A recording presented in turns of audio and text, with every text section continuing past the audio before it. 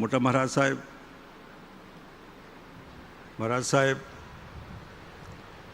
લાલજી મહારાજ, અમારા મહંત સ્વામીને બધા વંદનીય પૂજનીય એવા સંત અવરોધ, આપ સૌ બધા અસલ સ્વામિનારાયણ 200 વર્ષના પર્વ નિમિત્તે ઉપસ્થિત બહેનો અને ભાઈઓ, 3 પેઢી જોઈને બહુ આનંદ થાય.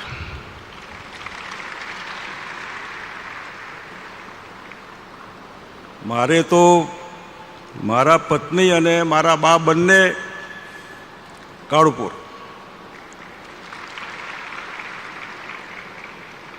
પણ એક પકડી રાખવું કાઠું હોય છે. અહીં જોવા મળે, આમે મળે ને આ બધું આમાંય ઘણું હોય છે. એટલે આ ત્રિમૂર્તિ જેને કહેવાય, જેમના દર્શનનો લાભ એક પવિત્ર આત્માઓ, જેમને સિવાય સંપ્રદાય, પોતાના ભક્તજનો, એમનું ભલું, એમનું સુખ, એના સિવાય કોઈ લાલસા નહીં. 200 વર્ષ પહેલાં જ્યારે છપૈયાથી ભગવાન નીકળ્યા હશે, તો ભગવાન થવા નહીં નીકળ્યા હોય, ભગવાન તો પછી બન્યા. અને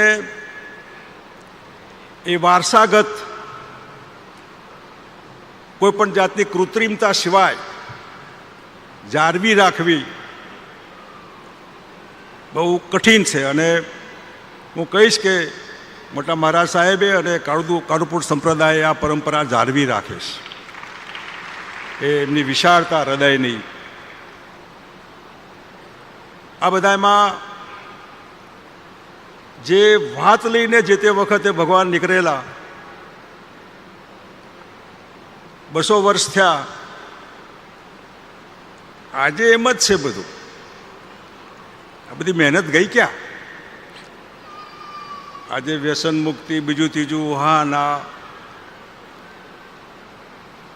તો આ બધામાં જે ધર્મ સંપ્રદાય એ માણસને એને ઘડતો હોય છે. સ્કિલ જેને કહેવાય, આમ કરાય ને આમ ન કરાય. અને કાળુપુર સંપ્રદાયમાં જેમ રવિશંકર મહારાજ ખેડા જિલ્લામાં ને એમાં કોતરોમાં જતા હોય તો પીધેલા કે ચોરી કરેલા કે એવા અમે જ મળીએ એમને. એમ ભગવાનને સૌથી પહેલાં કદાચ ક્ષત્રિયો મળ્યા હશે જેમને સુધારવાની જરૂર હશે કે તમે આ કરો ના ન કરો, દારૂ પીવાય ન પીવાય, મટન ખવાય ન ખવાય, ચોરી કરાય કે ન કરાય, મારામારી કરાય કે ન કરાય. અને બહુ મોટી અસર. એટલે ક્ષત્રિય કોમર્શિયલ ના થાય. અમે ગણતરીથી ન માન્યા હોય, શું લેવું દેવું એ ન હોય, એમનો શબ્દ જે હોય માથે ચડાવીને કે આ નહીં કરવાનું તો નહીં કરવાનું, અપેક્ષા ન હોય. ધર્મ પાસેથી આપણે શીખવાનું, મેળવવાનું હોય છે. પણ એ મેળવવામાં આમ થાય તો બરાબર, આમ ન થાય તો બરાબર નહીં. મેં ક્યારેય મોટા મહારાજ સાહેબ કે આપણા મહારાજ સાહેબ કોઈ દિવસ સચિવાલયમાં આટા મારતા હોય કે એમને જમીન આપો, ફલાણું આપો, ઢીકણું આપો, ના ના ના અને ના. આ કામ એમનું નથી. સંપ્રદાયમાં, ધર્મમાં હરીફાઈ ના હોય.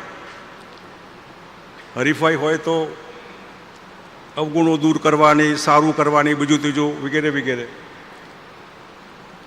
અને જે આજનું જે કંઈ વાતાવરણ, એમાં ધર્મ એ બધાય કરતાં ઉપર છે. પણ જ્યારે એ ધર્મ બધાયથી નીચે જાય પોતાના સ્વાર્થ માટે, ત્યારે આપણને એમ દુઃખ થાય કે ધર્મે તો ધર્મનો રોલ પોતે અદા કરવાનો છે.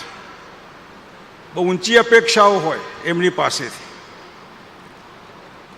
એમાં કાવા દાવા મારું તારું એને અવકાશ ન હોય.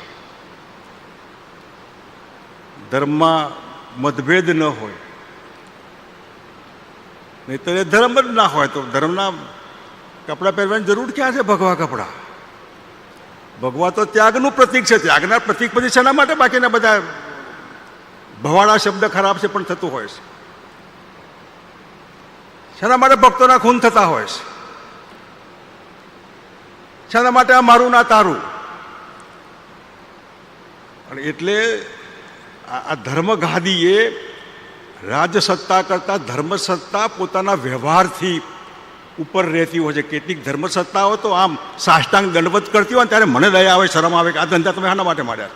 શું જોઈએ તમારે? આ ભગવા કપડાં શેના માટે તમે શરમાવો છો?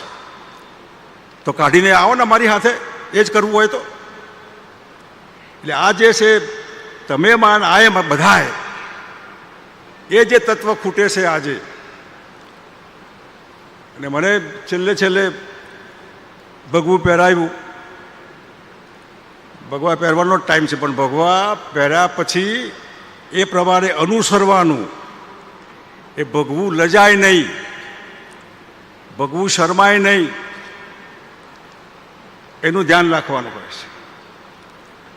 અને આજે જ્યારે ધર્મના નામે જો માનવતા મરી જતી હોય, ધર્મના નામે મતભેદ, આ મારો ના તારો, અને માણસ છે આ. હું ક્ષત્રિય છું તો મેં નક્કી કર્યું. મોટા માણસ બ્રાહ્મણ છે તો પોતે નક્કી કરેલું. કોઈ મુસલમાન હોય તો એને નક્કી કર્યું કે આ મુસલમાન, કોઈ પટેલ હોય તો એને નક્કી કર્યું કે આ પટેલ છે. જન્મ જ્યાં હોય ત્યાં, કર્મ આપણા હાથમાં છે. એના ટૂંકા સ્વાર્થ માટે આ પટેલ છે, આ ક્ષત્રિય, આમ તેમ, આ ધર્મનું કામ નહીં. આ હિન્દુ, આ મુસલમાન, આ ધર્મનું કામ નથી. આ માનવતાથી જોડવાનું કામ કરવાનું છે, તોડવાનું નહીં. અને ધર્મના નામે ધતિંગ ના હોય, ધર્મના નામે સ્વાર્થ ના હોય, ધર્મના નામે નાટક ના હોય. ધર્મ માટે ખાલી આમ તેમ કરીને ટીલા ટપકા કરવાનું, પબ્લિકને બતાવવા માટે અંદરનો સવાલ હોય છે. હું ધાર્મિક છું, મારે નક્કી કરવા. આડો અવરો હું તો બેઠા છે સીધો રસ્તો બતાવવાવાળા, એમાં એમનો સ્વાર્થ ન હોય, એમના ભક્તોનું ભલું હોય એમાં, અને ભલા માટે કહેતા હોય માટે ત્યાં એમનો ધર્મદંડ કામમાં આવે. ધર્મદંડે સાષ્ટાંગ દંડવત કરવાનું ન હોય. ધર્મદંડે ખોટા માણસો હા ના બીજા ત્રીજાને ખોટું સમર્થન કરવાનું ન હોય. શું સ્વાર્થ હોય સમર્થન કરવાનું? અને સ્વાર્થ હોય તો આવું નહીં પહેરવું જોઈએ. અને એટલા માટે 200 વર્ષનો ઇતિહાસ, જ્યાં લાઇટ નહીં, રસ્તા નહીં, પીવાના પાણીમાં વાવ હોય, અજવાળું ને કંઈ જ નહીં, કોઈ સગવડ નહીં, વાહન નહીં.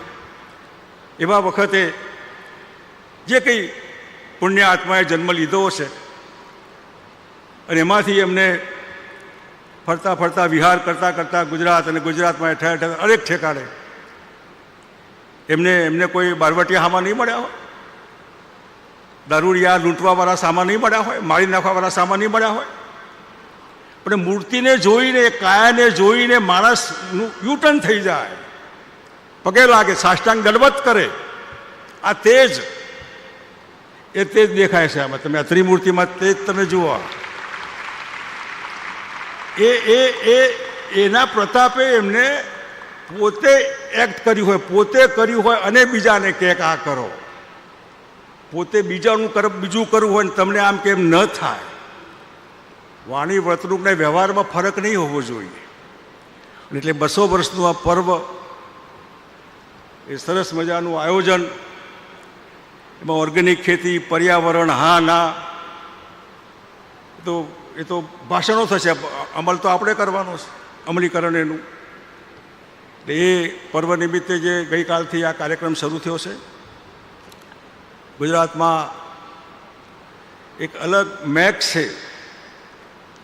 અને મને કુદરતી હું દુનિયાભરમાં ફરું છું. દુનિયાભરના ધર્મો મેં નજીકથી જોયા, ધર્મના વડાઓને નજીકથી જોયા છે. પોપ હોય કે આપણા ગામના કોઈ મંદિરના મહંત. પણ એમાં મને ક્યાંય પોતાને વ્યક્તિ તરીકે મને નમવાનું મન થાય તો મને અહીં નમવાનું મન થાય છે. બાકી હું ક્યારેય હું કોઈને આમ કરીને કદાચ દેખાડો કર્યો હોય, નાટક કર્યું હોય એમને સારું લાગે માટે આમ અંદરથી નહીં. અને એ થાય એ જરૂરી છે. અને એ પણ મારે કંઈ લેવા માટે નહીં, મોટા મહારાજ સાહેબ કે મહારાજ સાહેબ મારી અપીલ કરે એના માટે નહીં. વન સાઇડેડ, એક પક્ષીય ભક્તિ હોય, વન સાઇડેડ. તમે મને આપો, હું ના માગવાનું ન હોય, ત્યાં વાત પૂરી થાય. માગો તો વાત પૂરી થાય છે. તેન ત્યક્તેન ભુંજી થા, ત્યાગો ને ભોગ. એટલે આજે 200 વર્ષ નિમિત્તે પર્વના આયોજનમાં મહંત સ્વામી મરવાયા ત્યારે મને મારા અસલ મહંત સ્વામી યાદ આવે, જે અમારે બહુ આત્મીય ઘરના સંબંધો, કોઈ જાતની કૃત્રિમતા નહીં, હકથી. મને હું ક્યાં છું ક્યાં નહીં, કોઈ આવે પ્રસાદ આપીને હોઉં તો તે ના હોય તો. એટલે એક હૃદયના ઉમરકાના સંબંધો. અને એના આધારે જ્યારે મહંત સ્વામીએ કીધું, મેં કીધું જરૂર એક દિવસ અનુકૂળતાએ આવીશ. અમારા રમેશભાઈ દૂધવાળા ખાસ અમારા આવું કંઈ હોય તો કોઓર્ડિનેશન કરીને મને કહે કે તમે આટલા વાગે આવી જાઓ. આજ સવારે જ વાત થઈ એમની સાથે, મેં કીધું જરૂર આવીશ. એટલે આપ સૌના ઉપર અસલ ભગવાનના જે કંઈ અંશ કહેવાય એમના, અને ભગવાન સ્વામિનારાયણ બાપાના આશીર્વાદ આપણા બધા ઉપર ઉતરે એવી પ્રાર્થના કરીને મારી વાત પૂરી કરું છું. જય સ્વામિનારાયણ.